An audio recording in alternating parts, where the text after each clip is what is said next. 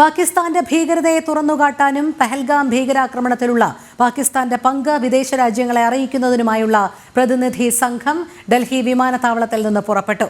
JDU MP Sanjay Kumar ഝായുടെ നേതൃത്വത്തിലുള്ള സംഘമാണ് ആദ്യം പുറപ്പെടുന്നത്. Japan, Indonesia, Malaysia, republic of Korea, Singapore എന്നിവിടങ്ങളിലാകും സംഘം സന്ദർശിക്കുക. കൂടുതൽ വിവരങ്ങളുമായി ഗൗതം അനന്തനാരായണൻ ചേരുന്നു.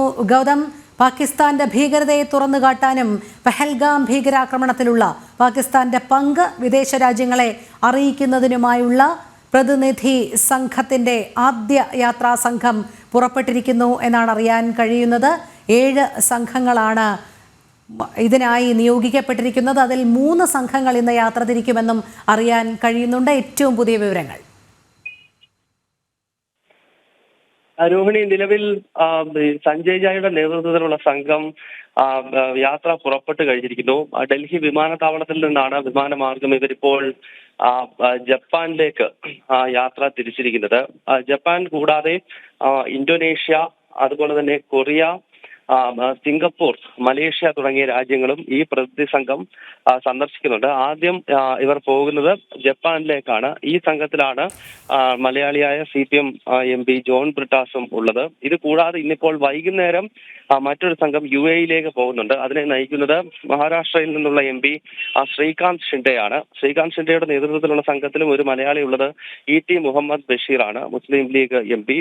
ഈ സംഘം വൈകിട്ട് 5 മണിയോടുകൂടിയാണ് UAE പോകുക. അതിനാൽ ആദ്യം ലക്ഷ്യസ്ഥാനത്ത് എത്തുന്നത്, അതായത് ആദ്യം ഒരു വിദേശ രാജ്യത്ത് എത്തുന്ന പ്രതിനിധി സംഘം ഇന്ന് വൈകുന്നേരം യാത്ര പുറപ്പെടുന്ന ഏകനാഥ് ഷിൻഡെയുടെ നേതൃത്വത്തിലുള്ള സംഘമാകും. കാരണം ഇപ്പോൾ ഡൽഹിയിൽ നിന്നും പുറപ്പെട്ടിരിക്കുന്ന ഈ സഞ്ജയ് ഝായുടെ നേതൃത്വത്തിലുള്ള സംഘം സമയം കൂടുതലാണ്. അവരുടെ യാത്രയ്ക്ക് ഏതാണ്ട് 10 മണിക്കൂർ എടുത്ത് അവർ ജപ്പാനിൽ എത്തുകയുള്ളൂ.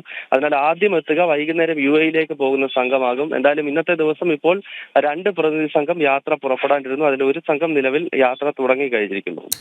ഗൗതം, അതോടൊപ്പം നമുക്കറിയാം പഹൽഗാം ഭീകരാക്രമണത്തിന് ശേഷം ഓപ്പറേഷൻ സിന്ദൂറിലൂടെ നമ്മൾ കനത്ത തിരിച്ചടി പാകിസ്ഥാന് നൽകിക്കഴിഞ്ഞു. ആദ്യം നയതന്ത്ര തലത്തിലുള്ള നീക്കം, പിന്നീട് സൈനിക നടപടി. ഇപ്പോൾ നമ്മൾ അന്താരാഷ്ട്ര തലത്തിൽ കൂടി നമ്മുടെ പ്രതിനിധി സംഘങ്ങളെ അയക്കുകയാണ്. നമ്മുടെ ഒരു നയതന്ത്ര മുന്നൊരുക്കം എന്ന് തന്നെയല്ലേ ഇതിനെയും വിശേഷിപ്പിക്കേണ്ടിയിരിക്കുന്നത്? രോഹിണി, അത് തന്നെയാണ്. അതായത് പഹൽഗാം ഭീകരാക്രമണത്തിന് ശേഷം ഉണ്ടായിട്ടുള്ള സാഹചര്യങ്ങൾ വിദേശ രാജ്യങ്ങളെ, പ്രത്യേകിച്ച് ഏതാണ്ട് 25ഓളം രാജ്യങ്ങളാണ് സന്ദർശിക്കുന്നത്. ഈ രാജ്യങ്ങളെ ഇപ്പോഴത്തെ സാഹചര്യം ധരിപ്പിക്കുക എന്നുള്ളതാണ്. ഒപ്പം പാകിസ്ഥാനെ കൃത്യമായിട്ട് തന്നെ ലോക രാജ്യങ്ങൾക്ക് മുന്നിൽ തുറന്നു കാട്ടുക എന്നതാണ് പ്രധാനപ്പെട്ട ലക്ഷ്യം.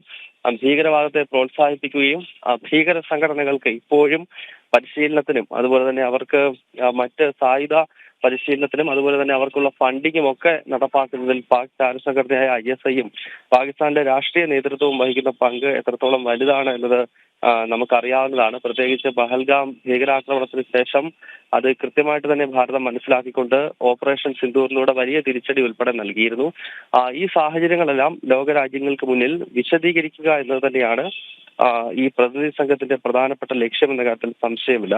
അതിനാൽ തന്നെ ഈ പുറപ്പെടുന്ന സംഘം 2 കാര്യങ്ങളാണ് വിശദീകരിക്കുന്നത്. ഒന്ന്, പാകിസ്ഥാന്റെ ഭീകര മുഖം ലോകരാജ്യങ്ങൾക്ക് മുന്നിൽ തുറന്നു കാട്ടും. രണ്ടാമത്, ഓപ്പറേഷൻ സിന്ദൂർ എന്തായിരുന്നു, പാകിസ്ഥാനിലെ ഭീകര കേന്ദ്രങ്ങളിൽ ഉൾപ്പെടെ നമ്മൾ നടത്തിയ പ്രത്യാക്രമണങ്ങളുടെ ലക്ഷ്യം എന്തായിരുന്നു എന്ന കാര്യം കൂടി വിശദീകരിക്കും. രോഹിണി.